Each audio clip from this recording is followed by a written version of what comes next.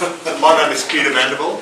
I'm a town planner. I work for Canberra Town Planning, local planning firm. We've been engaged by HTI Group, which are the current lessees for Block 8, Section 58 Turner, which you'll know as Northbourne House. We've been working for probably about 18 months on this project, looking at the site and the existing buildings, the office tower, as well as the annex and the structured car park that hasn't been used for some time, and trying to work out what we could do with it, and looked at everything from raising the site and starting again, to trying to actually make something out of the buildings and the precinct that's there.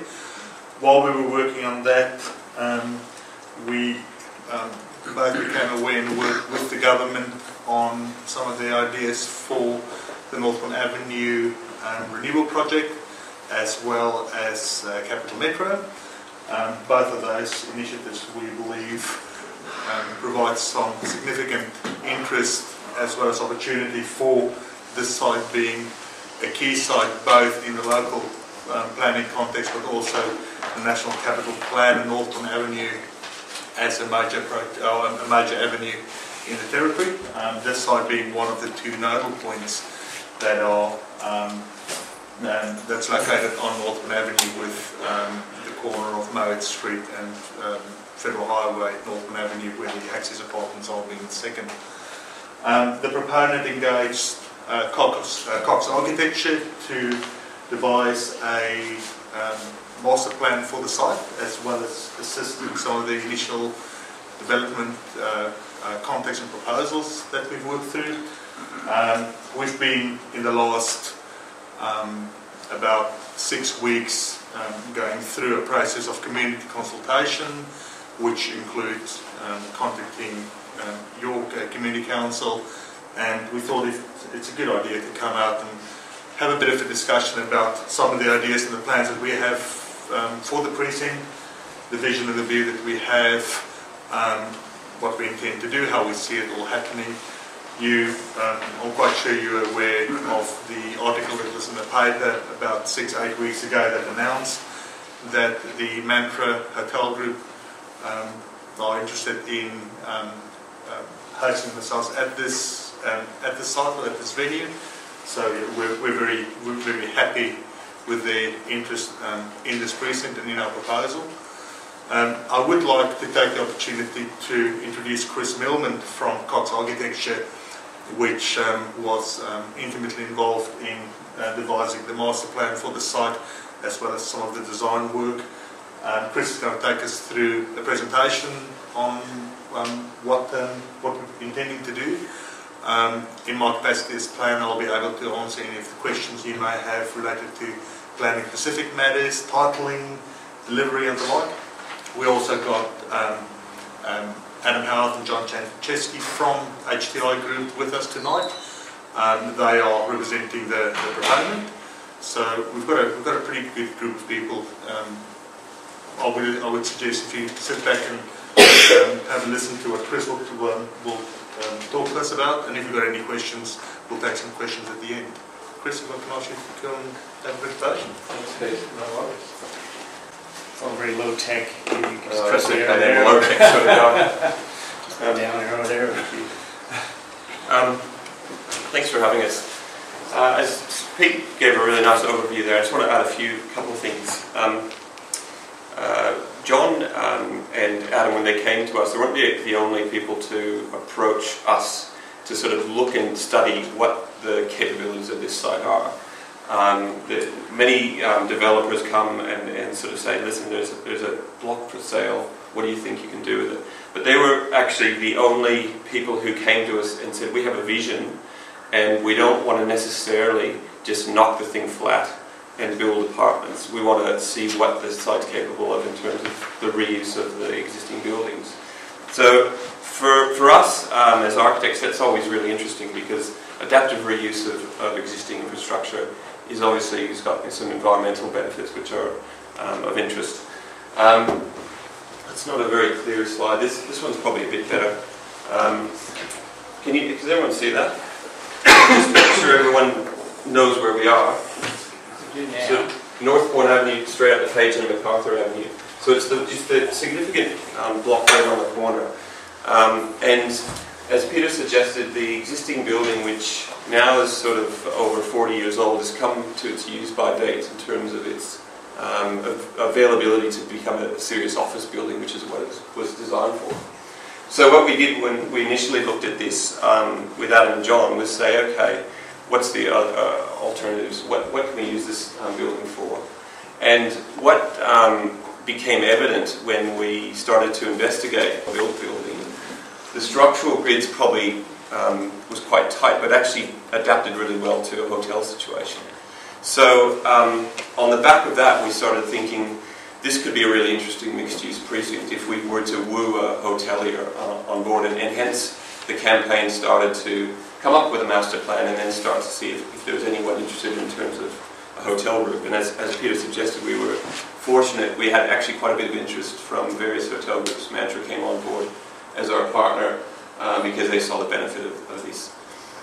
On top of all that, you can't have a precinct with just a hotel. So part of the strategy in terms of the master planning that we started to look at was how can we organise this precinct, and how can we make it different? How can we make it a sort of place that the wider community can enjoy and utilise? Because it's fair to say in this part of Northbourne Avenue there's not a heck of a lot of services. There's certainly not many restaurants, and effectively it's not a place you come to unless, of course, you're in the immediate vicinity. And the other really exciting thing which Peter mentioned is the proposition of having that rail network. Northbourne is obviously a major transport node. It's possible in the future it doesn't exist with any buses, and if the tram were to come through, the current proposition is for one of the stations to be right on MacArthur. So again, that adds to another level of environmental initiatives in terms of the excitement of actually having a nodal point. And hence dubbed is the name Midtown, because we see this as a midpoint between Dixon and the city. So you can see from just this broad planning diagram that what we're proposing is stage one being the refit and refurbishment of the existing building. There's existing annex to that building which will be demolished. It's basically a two-story structure. It's probably not adaptable per se. There's some asbestos issues and other things that would probably see that to be unfit for reuse. But certainly the tall building, which is 10 stories, that's located on the southern side, was very well suited for that. So what this is effectively showing is an east-west sort of pedestrian and vehicular connection. And that takes the form of a laneway. Really, we're quite interested in making this precinct transparent, as opposed to sort of putting walls up around the building and make it private. We wanted to open up as much as possible. So for all intents and purposes, this, we hope, will read like a public laneway, even though it's on private land.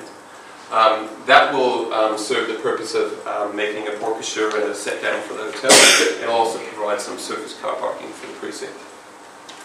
And the next thing we were looking at is stage two, which would be along Davis Street. And we looked at a number of different models along what that might be as well. And through a number of iterations and testing a few things, we thought that a terrace-style apartment complex, one which offered good light, good crossflow ventilation, and good amenity in terms of actual useful space for living, would be of interest. So in this case, what we're looking at is a 6-story building.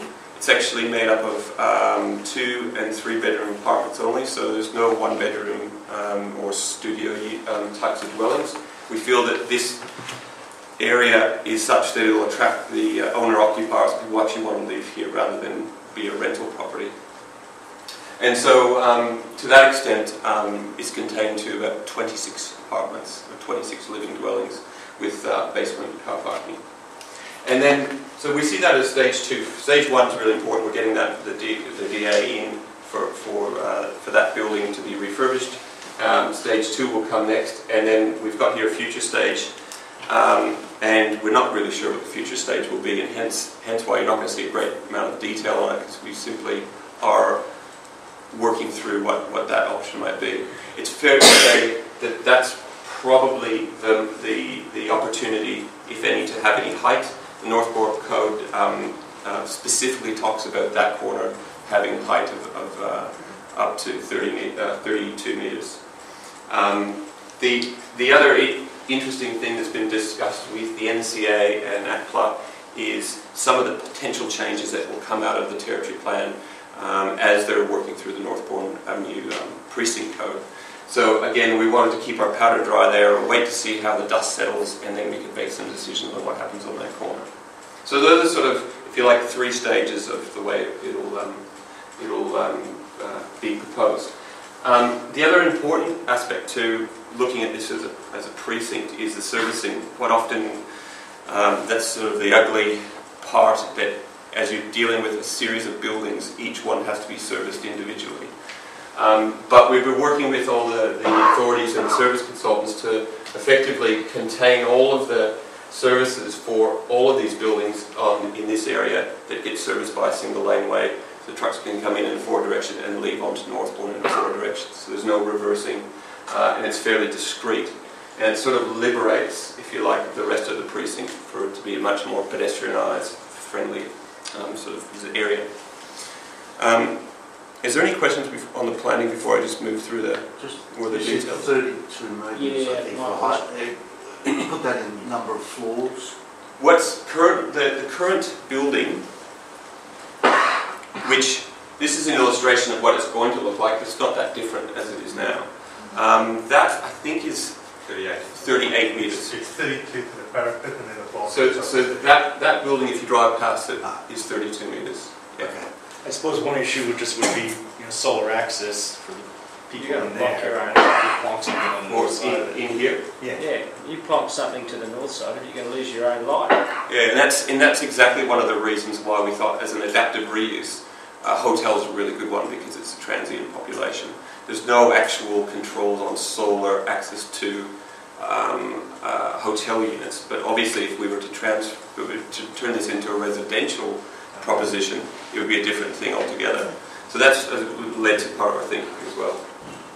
Yeah, so that's 100% hotel. There's 170 rooms, and the ground floor and the mezzanine floor are dedicated in the main to the food, beverage, and the operations of the hotel. So what are you going to use? Parking is a problem on that site anyway. Once they get rid of the double-storey park that's there, considering unless you dig under the building, what's your plan for? Yeah, it's again a serious consideration when you look at the adaptive reuse of this thing, because effectively the building was built as a standalone with off-site parking or parking adjacent. So what we're proposing, and this is why part of stage 1 includes the refurbishment of this building, as well as basement parking underneath stage 2, which accommodates 65 cars for the hotel. And also the new laneways will also have surface car parking. So that will accommodate the use of, or effectively be the replacement car parking that will cater for the hotel.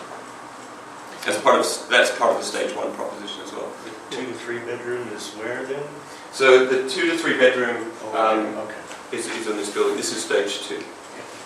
How many car places would you expect to have associated with each of those units? 2 each. Yeah. So again, we see that as a important aspect in terms of making sure that we attract sort of that owner-occupier, because we think that the units have the amenity such that's what they're catering for. Yeah, sorry, what's the building immediately to the south of this at the moment? Is that an existing building? The building behind, Yeah. which conveniently isn't shown on this image, Yeah. it's the Monarch Apartments. Right. So in terms of the overshadowing or impacts of Monarch, effectively it doesn't change, with the exception of this building here, which is 6 stories. Which shouldn't affect it. Which shouldn't really affect it now. Yeah, the future stage plot, what's it going to be used for before it becomes the future, and how far away might that future be? I don't have a crystal ball. If I knew, I'd tell you. We really do want to sort of get stage 1 and 2 alive and kicking.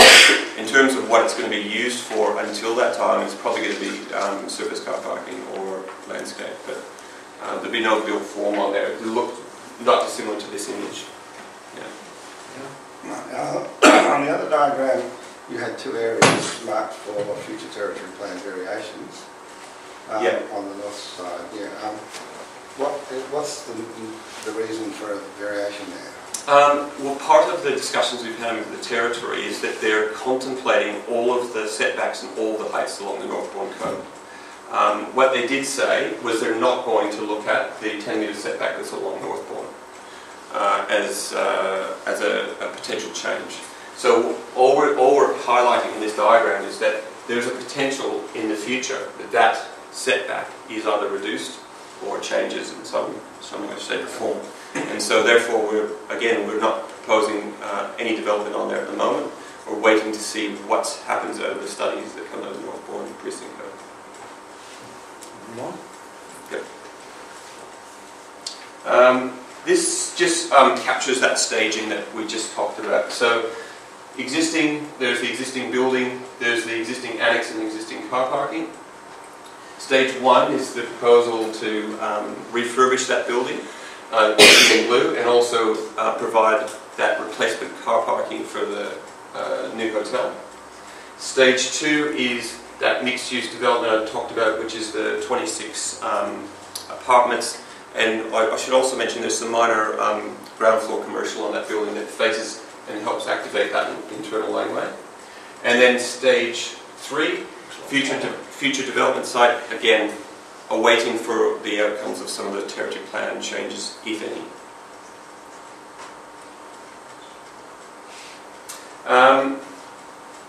This slide doesn't read very well. It's very green, it's very grainy. But it shows you, again, the ground plane, and we're really interested in making sure that the ground plane and that public accessibility is quite clear. So we've got this laneway that runs east-west that terminates on Northbourne. It doesn't actually connect to Northbourne by vehicle, only by pedestrian. You turn around and come through. There's parking along that laneway. There's also an access from MacArthur. And then there's basement access into the basement car parking we talked about in this location.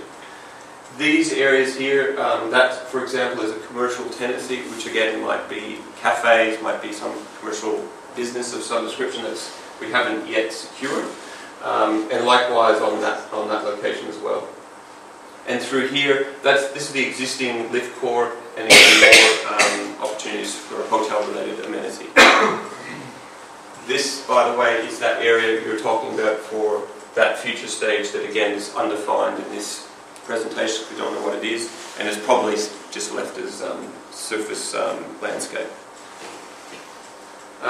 That's a blow-up of the ground floor of the hotel, and it shows you we've got the new access way entry. There's a commercial tenancy lobby and reception areas, and then above that in a mezzanine there's the food and beverage offer that goes in association with the and conference facilities with the hotel. That's a quick shot of what it might look like. Again, sort of taking you back to Northbourne, looking at this is the existing building that's been refurbished, and in the background you see stage 2 development. So this just quickly shows you what that basement car parking looks like. So as I was saying, that effectively will be the replacement car parking for the hotel and for the car parking for the new residential. It's over 2 levels of basement, and it's been designed in such a way that in the future we can tap through, like effectively break through that wall and then extend the car parking under. But again, that's in subsequent stages. That's it again, the ground plane. And as we come up the building, this is specifically looking at the apartments on this side rather than the hotel. So that's a 2-level void that allows vehicle movement underneath the building. And then we've got a series of apartments that march up. They're actually, in the main, they're mostly 2-story lofted apartments. And again, the reason we wanted to do that is so we can get Really good amenity. So every apartment has some aspect to the east and some aspect to the west. So get a bit of morning sun, a bit of afternoon sun, and have that cross-flow ventilation, which we think is a fantastic outcome. And it's quite a thin building proposition, so it's quite narrow. And that's the units as they present themselves on the upper levels. That's the final slide I've got for you, and effectively is a render from on the corner of David Street and MacArthur this way in David Street, and you can see the existing building just behind on the left. So again, we're very keen to, as you can see, put forward a proposition which is exciting insofar as it's got a variety of uses. We've got some terrace-style apartments that are cross-flow ventilated at good light. We've got some retail or commercial opportunities on the ground floor, we've got surface car parking, and then we've got this adaptive reuse of the old office building into 176 hotel rooms. And again, I'd be more than happy to go through any of that detail with you or questions. Question, that face there, that's the west side. Yes. Is that all glass on the west? On especially this these. side here? Yeah. Yeah. It's a combination of mainly these are balconies, a series of balconies that march up the building. Some of which that for example, that balcony would have another exposed element on the other side, and it was very much pushing and pulling the facade out, so you don't end up with just a blank presentation to David Street. And the same thing here at the end. What we've done is cap this with a different material, and these are also larger three-bedroom sort of terrace-style apartments. Yes, I've actually got two questions. I really like and endorse the whole principle of adaptive reuse, but I was just wondering, is there a potential in both of the stage 1 and stage 2, I'll leave stage 3 out obviously, for inserting environmental sustainability features? So I think you were talking about the glass on the west.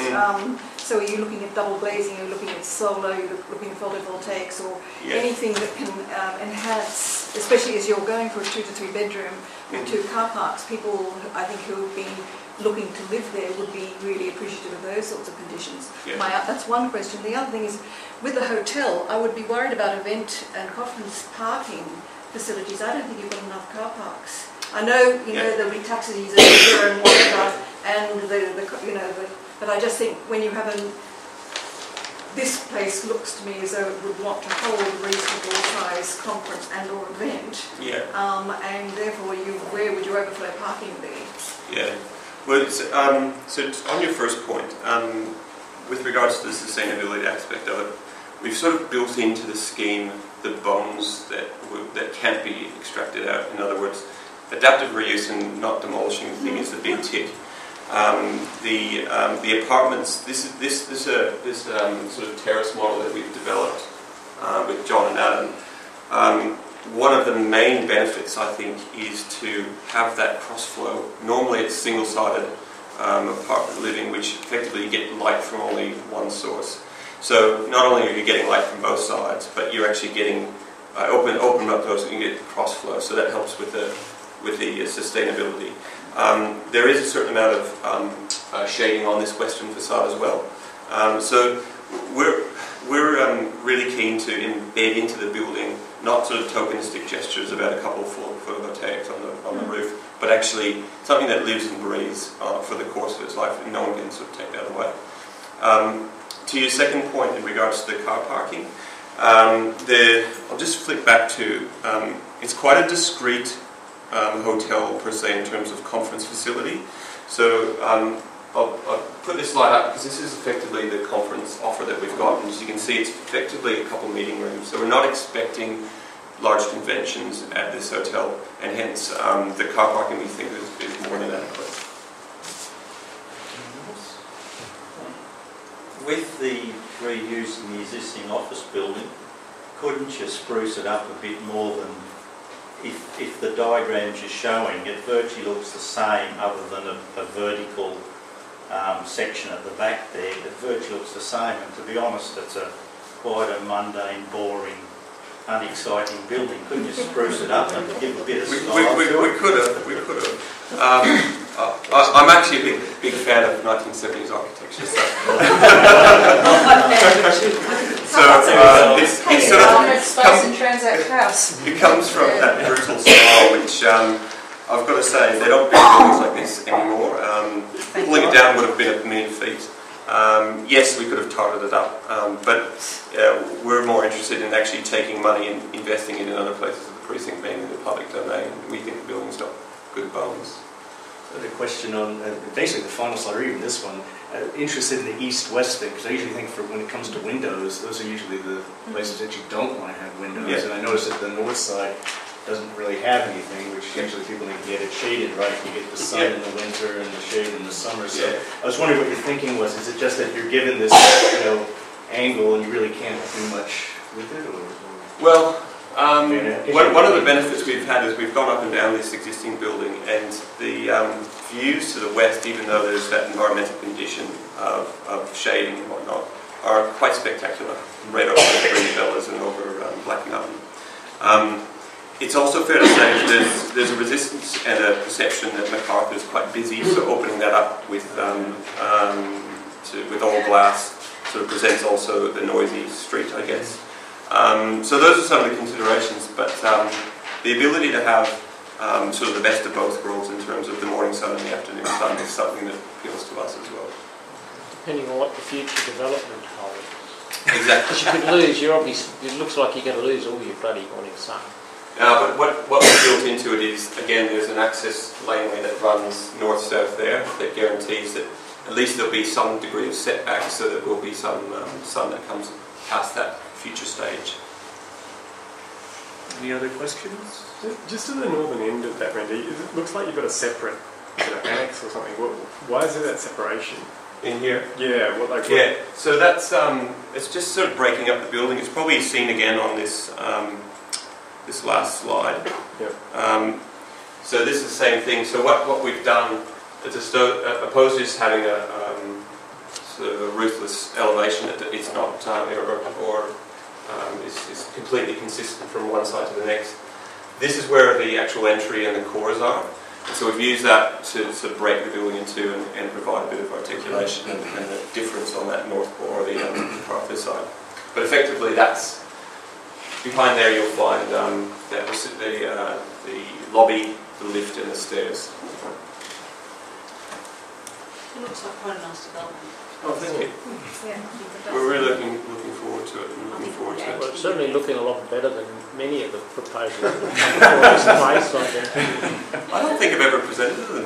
No, you might not have, but some of the other struggling things. There have been some very ugly things. Sorry, Dennis?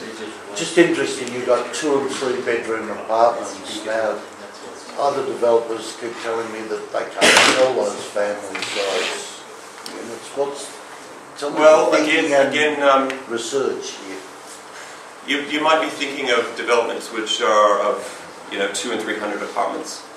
This is 26, so it's very boutique. We're going to be marketing this, and we're developing the floor plan such that you'll feel like you want to live there, rather than we want to buy this as an investment and rent it out and forget about it for 15 years. So that's the angle we're taking.